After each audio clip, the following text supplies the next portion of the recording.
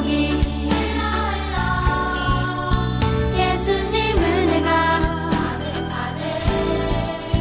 당신과 함께 하길 원해요. 예수님 사랑이 예수님 축복이 예수님 은혜가 당신과 함께 하길 원해요. 당신과 함께 하길 원해요. 당신과 함께 하길 원해요. 사랑하는 본당소년 어린 성도님들 환영하고 축복합니다. 옆에 있는 친구들에게 이렇게 인사할까요? 당신이 최고입니다. 네, 다시 한번 이렇게 인사할까요? 참 잘 나왔습니다. 네, 감사합니다.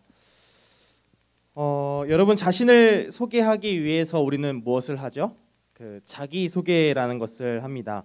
자기소개하는 자리에 가면 여러분은 어떻게 자기를 소개하나요? 귀엽고 깜찍하고 멋있고 잘생긴 김병철입니다 라고 이렇게 소개하지 않나요? 때로는 이런 과장된 표현을 써가면서 여러분은 자기가 누구인지를 상대방에게 알립니다. 나 자신이란 사람을 상대방에게 소개하고 그 다음에 상대방이 잘 기억해 주셨으면 하는 마음을 가지고 하기 때문입니다. 이 상대방에 대한 첫인상, 이 3초가 그 사람의 인상을 정한다라고 해요. 잘 소개하고 좋은 인상을 남긴다면 그 사람에게 좋은 느낌을 줄 수 있습니다.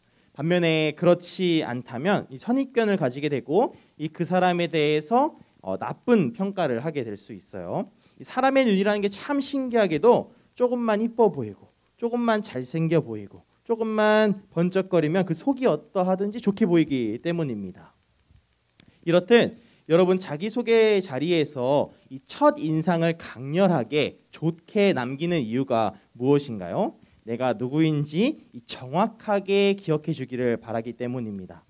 오늘 성경에서도 이 첫 인상을 강렬하게 남기신 분이 있어요. 그분이 바로 누구냐면 예수님입니다. 여러분 잘 알듯이 예수님은 보통의 인간이 할 수 없는 매우 강렬한 인상을 남기셨어요. 그것은 하나님이신 예수님만이 할 수 있는 표적들이었습니다. 요즘에는 영화나 소설이나 SF 판타지 문화에 익숙한 나머지 예수님의 이 일들을 너무나 작게 생각할 수 있습니다. 하지만 역사적으로 실제로 일어난 일이고 하나님이신 예수님은 자신을 알리기 위해서 이런 강렬한 사역들을 진행하셨다라는 것을 아시는 저 여러분 되시기를 소망합니다. 이를 통해서 예수님이 누구인지를 알게 해주시는 것이에요. 이것을 믿는 저 여러분 다 되시기를 간절히 소망합니다.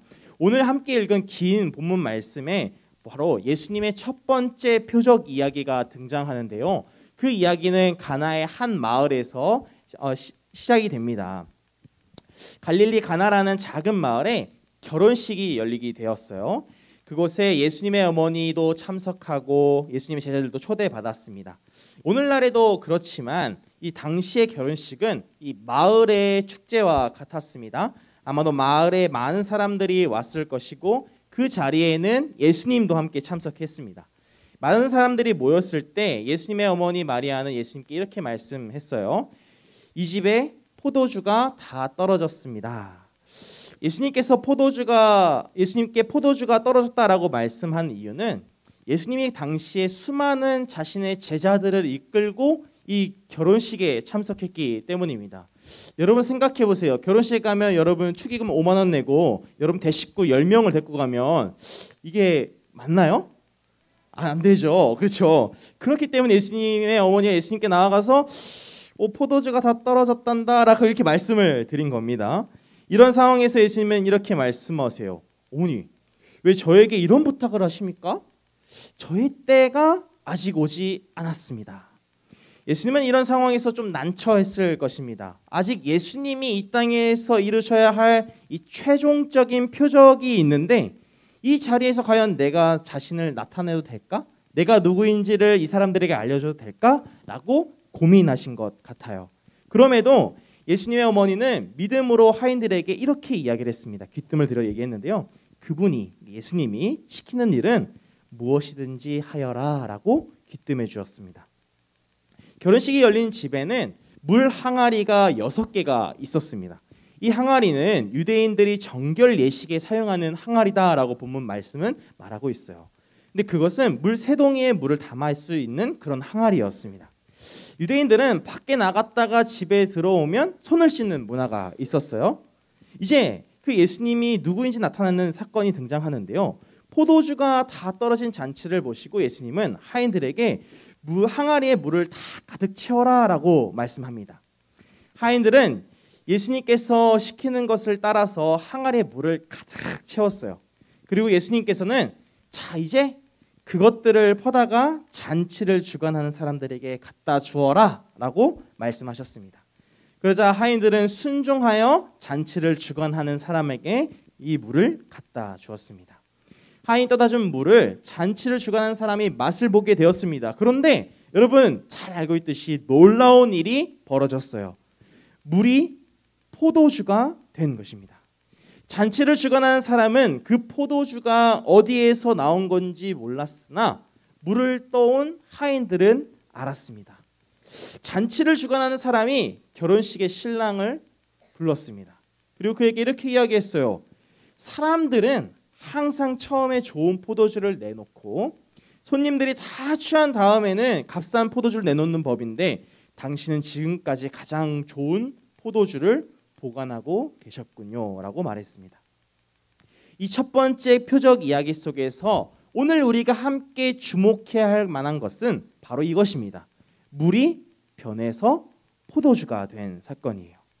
이 물이 변해서 포도주가 된 사건을 통해서 우리가 알 수 있는 것은 바로 예수님이 하나님이시다라는 것을 알게 해주는 것입니다. 방금 우리는 예수님이 행하신 표적의 첫 번째가 어디에서 행했다라고 이야기를 들었죠. 갈릴리 가나의 한 마을 한 결혼식 잔치에서 있었다라고 이야기했어요. 물이 변하여 포도주가 된 사건의 의미는 창조에 대한 의미를 가지고 있어요. 예수님이 하나님의 아들이시고 예수님이 온 세상을 창조하신 하나님이라는 사실을 나타내 주는 사건입니다. 이 표적은 곧 예수님이 하나님이심을 나타내는 것이죠. 예수님의 이 표적이 다 끝나고 오늘 본문 말씀을 기록한 사도 요한은 이렇게 나레이션과 같이 덧붙이는데요. 11절에 있는 말씀을 여러분 우리 한 목소리로 함께 읽어보겠습니다. 자, 시작. 예수님께서는 이 첫 번째 표적을 갈릴리 가나에서 행하셨으며 거기서 그의 영광을 보여주셨습니다. 그러자 그의 제자들이 그를 믿게 되었습니다. 아멘. 예수님이 하나님이시라는 것을 표현하기 위해서 예수님의 영광을 보여주셨다라고 말씀합니다. 이 영광이라는 단어는 헬라어는 독사라는 단어를 사용해요. 이 단어는 신적인 권위를 나타내는 것이에요. 따라해보세요. 신적인 권위를 나타낸다. 그 옛날에 구약에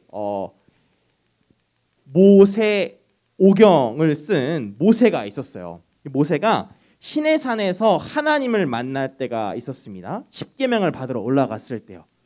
그 사건에서 이 성경은 이렇게 얘기해요. 구약 성경에서는 하나님의 영광이 나타났다라고 해요. 근데 하나님께서는 그 자신의 얼굴을 직접 보이신 것이 아니라 하나님의 그림자격인 빛과 같은 것을 보여주셨어요. 하나님의 영광을 보여주신 거죠. 이를 통해서 이 영광이라는 단어는 하나님과 같은 권위를 가진다라는 것을 볼 수 있어요. 예수님이 바로 그런 분인 거죠. 하나님과 같은 분인 것을 가나의 결혼잔치에서 물이 변하여 포도주가 된 사건을 통해서 우리에게 알려준 것입니다. 그렇다면 이 신적 권위, 예수님의 영광을 본 사람들의 반응은 굉장히 독특했어요. 신적 권위, 예수님의 영광을 본 사람들의 반응을 함께 읽어보면 11절 말씀을 보면 예수님께서는 이 첫 번째 표적을 갈릴리 가나에서 행하셨으며 거기서 그의 영광을 보여주셨고 그러자 그의 제자들이 그를 믿게 되었다라고 말씀합니다. 그러자 그의 제자들이 예수님을 믿게 된 것이에요. 여러분 이런 책이 있어요. 나더 펜이라는 책이 있습니다. 이 책의 한국어 번역은 펜인가 제자인가입니다. 뭐라고요? 펜인가 제자인가요? 펜과 제자의 차이가 무엇인지 아시나요? 펜에서 펜이 이 펜은 아닙니다. 네, 좋아하는 따라하는 펜이에요. 펜은 단순히 좋아서 열광하는 것입니다. 제자는 그 삶의 가치를 알고 성실하게 그 삶의 가치를 쫓아다니는 사람이에요. 내가 행동하며 쫓아다니는 사람들인 거죠. 이전 1장 말씀에 요한복음 1장 말씀에는 예수님은 많은 제자들을 불렀고 그 예수님을 따르는 제자들은 오늘 본문에 나오는 갈릴리 가나의 결혼식 잔치까지 따라오게 됩니다. 그런 그들이 예수님을 따라다니는 이유는 예수님이 말씀하시는 삶의 가치에 동의했기 때문에 따라온 것이 아니라 예수님이라 불리는 새로운 선지자에 대해서 팬처럼 열광적으로 따라다닌 것이었습니다. 예수님은 그런 그들을 향해서 오늘의 첫 번째 표적을 보여주시면서 팬으로 살아가는 것이 아니라 예수님의 제자로서 사람을 살아갈 수 있도록 도와주신 것입니다. 예수님의 제자들은 드디어 이제 팬에서 벗어나서 제자로서 예수님을 믿게 된 것이죠. 그렇다면 여러분, 믿음이란 무엇일까요? 여러분, 믿는 게 뭐예요? 믿음이란 무엇일까요? 믿음은 내가 믿습니다라고 크게 부르짖는 것이 믿음이 아닙니다. 믿음은요, 선물과 같아요. 하나님이 먼저 우리를 사랑하셔서 우리에게 하나님 되심을 보여주신 것을 먼저 알죠. 마치 가나의 결혼식 사건과 같아요. 물이 변하여 포도주가 된 사건이죠. 그 사건, 물이 변하여 포도주가 된 사건을 통해서 우리가 볼 수 있는 것은 무엇인가요? 바로 예수님이 하나님과 같은 영광을 가진 분이다라는 것을 알 수 있는 것이죠. 예수님이 먼저 우리에게 첫 번째 표적을 보여주셨습니다. 그리고 우리는 그 예수님에 대한 믿음을 붙잡는 사람들이 되어야 되는 것이죠. 저는 믿음에 대해서 세 가지 플러스 하나를 이야기해 주고 싶어요. 이 세 가지를 잘 기억하고 플러스 하나까지 잘 기억했으면 좋겠는데요. 믿음이란 첫 번째, 붙잡다라고 할 수 있을 것 같아요. 따라해볼까요? 붙잡다. 믿음은 붙잡는 것입니다. 예수님을 따라다니는 제자들은 예수님을 붙잡았어요. 예수님이 어디를 가든지 따라다니는 사람들이었어요. 두 번째 따라해볼까요? 믿음이란 행한다. 크게 해볼까요? 행한다. 예수님의 삶의 가치를 따라서 살아가는 삶의 행동을 보이는 것이에요. 그리고 마지막으로 세 번째는 따라서 해봅시다. 따라간다.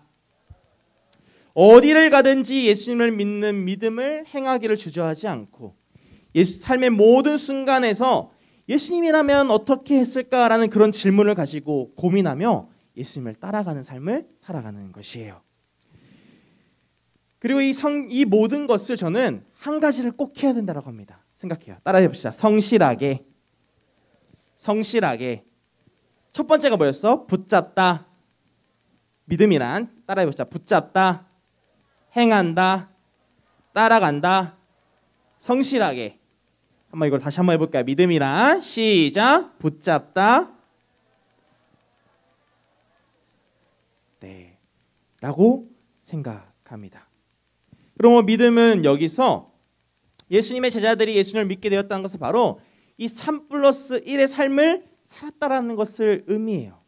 사랑하는 소년부 어린 성도님들, 예수님은 과연 오늘날에도 이 가나의 혼인잔치에 이 물이 변하여 포도주 된 사건을 보여주시고 계신가요?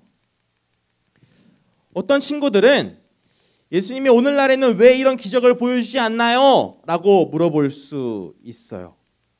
예수님은 2000년 전에 이 땅에 오셔서 자신이 어떤 분인지에 대한 이 표적들을 많이 보이셨어요. 그 표적들의 첫 번째, 기적들의 첫 번째는 바로 오늘 물이 변하여 포도주가 된 사건입니다. 오늘날에 다시 알려주실 필요는 없는 것 같아요. 왜냐하면 성경 하나님의 말씀에서 다 기록되었고 예수님이 누구신지를 이미 알려주셨기 때문입니다. 우리가 주목해야 할 것은 그 기적이 오늘날에 일어나냐 일어나지 않냐가 아닙니다. 우리가 주목해야 될 점은 그 표적, 그 기적을 통해서 말하고자 하는 의미입니다. 그것은 바로 이것이에요. 바로 예수님이 하나님이시다. 따라해봅시다. 예수님이 하나님이시다. 예수님이 하나님이라는 사실을 누구나 알고 있게 되는 것입니다. 그 예수님이 모든 것을 새롭게 하시고 우리를 구원하시기 위해서 죽기까지 사랑하셨다. 죽기까지 순종하셨다라는 것을 알고 있는 것입니다. 우리에게 구원의 은혜를 허락했다라는 것도 우리는 너무나도 잘 알고 있습니다. 그러므로 저 여러분들은 다시 한번 그 예수님이 하나님이시다라는 것을 믿는 저처럼 다 되시기를 간절히 소망합니다. 말씀을 정리하며 마치려고 해요. 가나의 혼인 잔치, 결혼 잔치, 이 첫 번째 예수님의 표적을 통해서 본 예수님의 첫 인상이 어떤가요? 강렬합니다. 물을 포도주로 변한 것만큼 강렬한 인상을 보이셨어요. 예수님이 이런 표적을 행하신 이유에 대해서 살펴보았죠. 아마 예수님 자신이 누구인지를 알려주시려고 그런 것 같아요. 예수님 자기소개하신 것입니다. 2000년 전 예수님께서 행하신 일들을 통해서 우리는 알 수 있어요. 아, 예수님이 하나님이시구나. 예수님이 하나님의 아들이시고 예수님이 신적인 권위를 가지신 분이시구나 라는 것을 알 수 있습니다. 우리에게 알려주셨잖아요. 그렇다면 그것을 본 저 여러분들의 반응은 어떠해야 하나요? 여러분, 아까 팬이냐 제자이냐라고 이야기했죠. 여러분은 팬인가요? 제자인가요? 우리는 어떤 믿음을 가지고 살아가고 있나요? 한번 고민해봤으면 좋겠습니다. 팬이 아니라 예수님의 제자로 살아가는 저 여러분들 다 되시기를 간절히 소망합니다. 오늘부터 이 여름 성경학교의 말씀을 통해서 나아갑니다. 여름 성경학교의 주제가 무엇이죠? 한번 외쳐볼까요? 시작!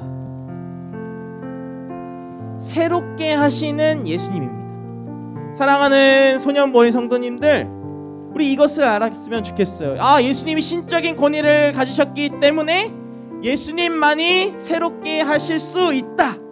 예수님만이 우리를 새롭게 한다라는 거 믿는 저 여러분들 다 되시기를 소망합니다. 이번 여름 성경학교를 통해서 우리는 예수님을 온전히 믿고 팬이 아닌 제자로서의 삶을 살아가기를 소망합니다. 앞으로 우리는 여러 가지 예수님에 관한 이야기들을 여름 성경학교를 통해서 듣게 될 것입니다. 그곳에서 나타난 그 하나님의 뜻이 무엇인지를 배우는 시간 다 되시기를 간절히 소망합니다. 우리 시간 오늘 들었던 말씀을 기억하며 그리고 여름 성경학교를 기대하는 마음으로 우리가 먼저 함께 기도했으면 좋겠습니다. 기도할 때에 주님, 제가 팬이 아닌 제자로서 살아갈 수 있게 도와주세요 라고 기도하며 우리 여름 성경학교를 기대하는 마음으로 주님 함께 해달라고 이 시간 간절히 기도하며 나아가도록 하겠습니다. 기도하겠습니다.